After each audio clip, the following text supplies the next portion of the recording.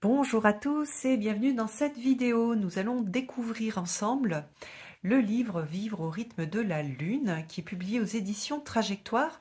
Alors je l'ai reçu il y a un petit moment mais j'ai pas eu beaucoup de temps pour le regarder, donc je me suis dit je vais jeter un petit coup d'œil dessus, lire deux trois choses et puis on va le découvrir ensemble.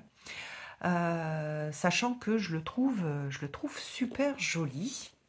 Donc c'est un livre qui a été traduit et j'aime bien travailler avec la lune, travailler avec les rythmes de la lune, ressentir un peu l'effet aussi de la lune sur moi. Et je sais que beaucoup d'entre vous sont intéressés pour ce travail, pour faire ce travail-là. Je vous ai déjà présenté des jeux et des livres avec ce thème-là. Et je trouve que celui-ci, il est particulièrement réussi. D'abord parce que vous allez voir, il est super joli au niveau de l'édition. Il y a un beau travail qui a été fait, hein. Regardez, c'est un livre vraiment beau. Il y a des choses qui brillent sur le dessus. Alors, il coûte 25 euros. Voilà, je trouve que c'est vraiment un bel objet. Alors, qu'est-ce qu'on a derrière? Mois après mois, découvrez comment synchroniser vos rythmes avec celui de la Lune pour bénéficier de toute sa force énergétique.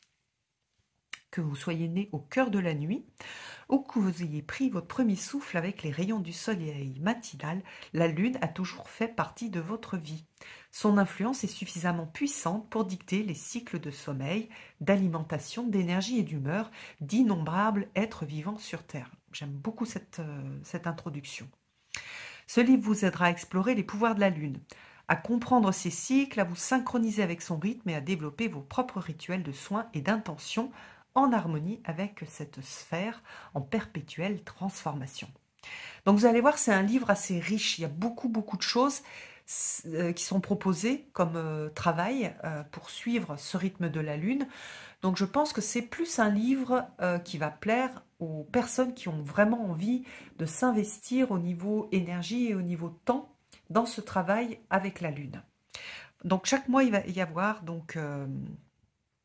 évidemment, chaque mois, il y a une nouvelle lune qui se manifeste. Donc il va y avoir des rituels pour définir des intentions, des méditations, des exercices de respiration, des conseils pour se nourrir, pour mieux dormir, des rituels de beauté, des exercices pour la rédaction d'un journal afin de vous aider à explorer votre intention mensuelle. Alors, bien sûr, vous n'êtes pas obligé de tout faire. Ça peut être aussi un livre pour vous inspirer et puis vous pouvez aller piquer de ci, de là pour créer vous-même ces pratiques. En intégrant ces pratiques au rythme de vos journées, vous créerez une connexion plus profonde avec le monde qui vous entoure et trouverez une nouvelle force. Alors, moi, il y a quelque chose que je voudrais quand même dire avant. C'est que on est dans une société qui est assez intellectuelle et on a besoin aussi de se relier dans ce travail, par exemple avec l'astrologie ou le travail là avec la Lune, de se relier avec le monde qui nous entoure. C'est-à-dire la Lune, elle n'est pas dans c'est pas le petit rond qu'il y a sur votre calendrier qui vous dit que c'est la pleine Lune. Elle n'est pas dans le livre, elle est dehors. Donc la première chose à faire, c'est pas juste de regarder sur le calendrier à quelle phase de lune on est, mais de regarder dehors et de regarder le ciel, c'est très important. Et je trouve aussi, par exemple, qu'il y a eu une sorte de dématérialisation de l'astrologie, c'est-à-dire qu'on n'a pas la conscience que un signe, en fait, c'est une constellation, hein, qu'un signe du zodiaque, c'est une constellation dans le ciel que l'on peut voir, que l'on peut observer. Souvent, on ne sait pas pourquoi ces constellations-là ont été choisies. On n'a pas... voilà, on ne prend pas le temps de se relier au ciel et aux étoiles. Et je trouve ça bien dommage parce que c'est ça en fait, c'est ça qui est merveilleux dans l'astrologie, dans le travail avec la Lune, c'est ce lien que l'on va créer avec l'univers. Et on va se sentir être des enfants des étoiles, des graines d'étoiles, et c'est ça qui est beau. Donc voilà, je vous invite à le faire. D'ailleurs, si vous me suivez sur Instagram, de temps en temps, je cite une personne qui fait des super jolies photos du ciel, qui est Christophe Hartmann. Il fait vraiment des belles photos. Et si ça vous intéresse, je vous invite à suivre son compte parce que je le trouve très très chouette. Voilà, redemandez-moi sur Instagram de refaire une publication avec sa référence si jamais ça vous intéresse, je le referai avec plaisir. Donc voilà. Donc Kiki Ellie. Alors je sais pas si du coup j'ai parlé, je me rappelle plus si j'ai dit que c'était une traduction. Voilà, donc vous voyez comme c'est joli, la présentation est vraiment magnifique. Alors moi j'ai le petit tampon service presse, mais vous l'aurez pas. C'est pas très joli, mais bon, je comprends leur volonté, voilà, de noter le livre comme étant un livre service presse. Alors, qu'est-ce qu'on a? L'introduction avec le nom des lunes. Alors vous savez que ce nom de lune, il est un petit peu différent en fonction des traditions. D'ailleurs, moi, j'ai une application aussi qui me permet de repérer les étoiles dans le ciel et qui redonne à chaque mois le nom de différents noms selon des traditions que j'aime bien. Donc voilà, je regarde la lune et la lune me regarde. Un dicton traditionnel. Donc vivre avec la lune, donc on a le cycle lunaire, le living lunarly, de vivre lunairement. C'est une communauté qui reconnaît l'importance des cycles lunaires dans la vie de chaque jour et qui a tissu de nombreux liens humains autour de la magie et de l'influence de la lune. D'accord, bon, je ne connaissais pas. On a les lunes de l'année. Alors, il y a des pratiques spirituelles qui sont inspirées de diverses civilisations. Ça, c'est sympathique. On en a certaines inspirées de l'Inde, de la Chine et de l'Égypte, mais aussi des cultures druidiques. J'aime aussi le ciel. Alors, souvent, je le cite, mais il y avait Hubert Reeves, qui est ce chercheur, qui disait « Moi, j'aime regarder le ciel parce que je me trouve, où que je sois sur Terre, je me trouve toujours chez moi parce que je reconnais les étoiles. » Et donc, cette idée de faire aussi des rituels qui viennent d'un petit peu de plein de traditions différentes, c'est intéressant pour se sentir aussi faire partie de cette terre, en fait, de l'humanité. Voilà, j'aime beaucoup. Alors, on a les lunes régulières avec la définition des lunes. Donc, vous voyez ici la lune du loup, qui est la lune de janvier. Alors, donc là, on est en mars. Voilà, avec... on est à la lune de Sèvres, parce qu'on a la remontée de Sèvres. Mais la pleine lune est aussi appelée la lune des vers, parce que c'est la période où les vers de terre remontent à la surface. Bon, ça, c'est pas dans le livre, mais moi, je vous le dis, parce que je l'ai découvert, je trouve très, très sympa aussi. Donc, la lune de Sèvres, avec la fonte des glaces, la sève des arbres commence à couler. Cette lune de mars invite à rendre hommage au puits infini d'amour qui nous attend après le dégel. On en a bien besoin. Alors, voilà, donc ça, ce sont la présentation de toutes les lunes. Vous voyez comme c'est joli. Les autres lunes, les phases de la lune. Donc, voilà, alors pour ceux qui ont du mal avec la lecture, peut-être commencer par toutes ces pages qui sont des pages... on a une sorte oui, on a un petit texte qui va récapituler les choses. Et oui, c'est vrai que ça peut être sympa de commencer par ces pages-là, si vous n'avez pas envie de tout lire. Mais ça serait dommage parce que il y a des choses qui sont quand même assez sympas et qui permettent un petit peu de mieux comprendre le travail qui est proposé. Alors, établir une intention. Qu'est-ce que c'est qu'établir une intention? Comment établir des intentions? Voilà, avec des listes pour aider les débutants ou les personnes qui ne voient pas trop quoi faire au départ. Parce que c'est vrai, écrire une intention, c'est pas toujours facile. Comment est-ce qu'on utilise le livre? Voilà, qu'est-ce que c'est que la méditation, etc. Alors, Donc on a une petite citation. Donc là, certains jours, je suis plus loup que femme. Et j'apprends encore à ne plus m'excuser pour ma sauvagerie.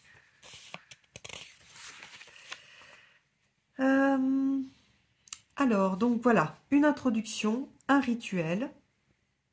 Donc créez le lieu, nourrissez votre corps, une méditation avec des visualisations.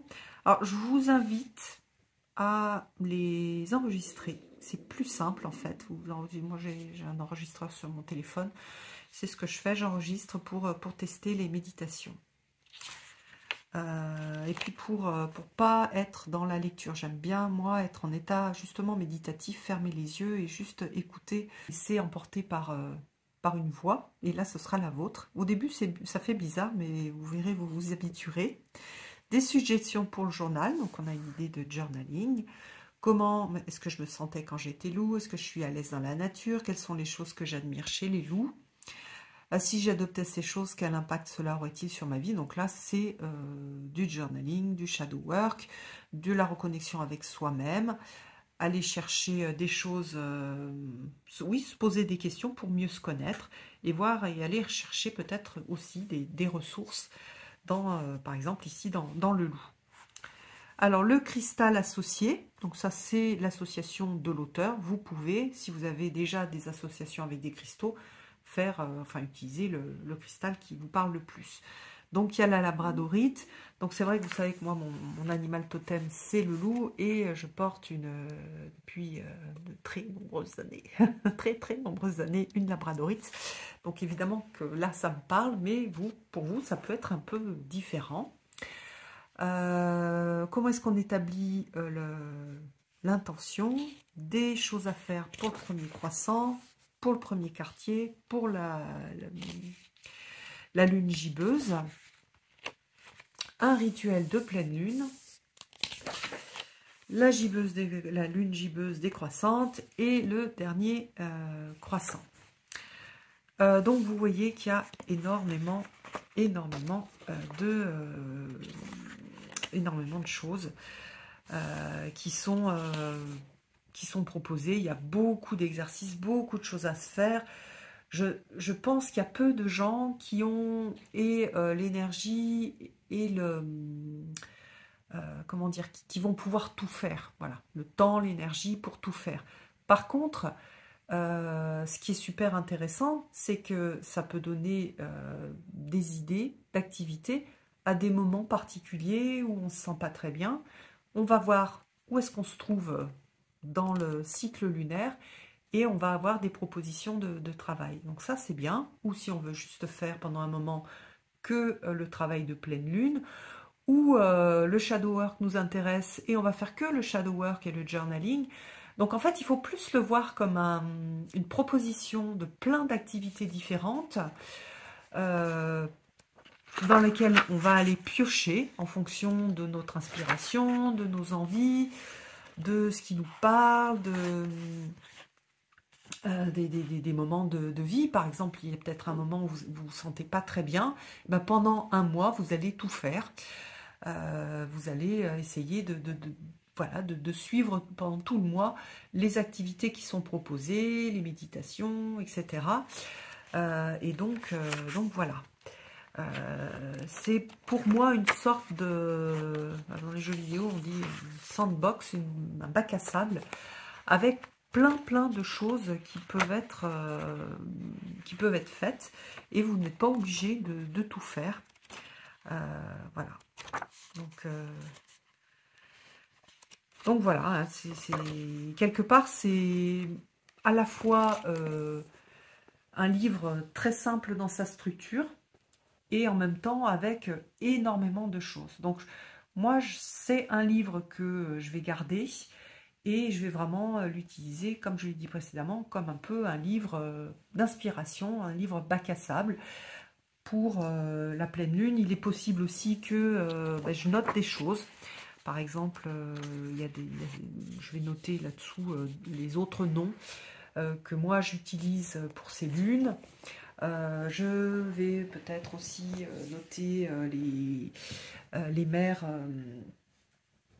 la référence aux 13 mers originelles, donc du livre que j'utilise en tant qu'inspiration dans le travail avec la lune, avec des petites histoires. Voilà, ça va être en fait une sorte de livre de travail. Et même s'il est super joli, je prendrai un crayon à papier, j'essaierai de bien écrire, je vais rajouter aussi des choses, mes expériences, ce qui m'a plu, ce qui m'a pas plu. Ça peut être vraiment, pour les gens qui ne sont pas à l'aise avec des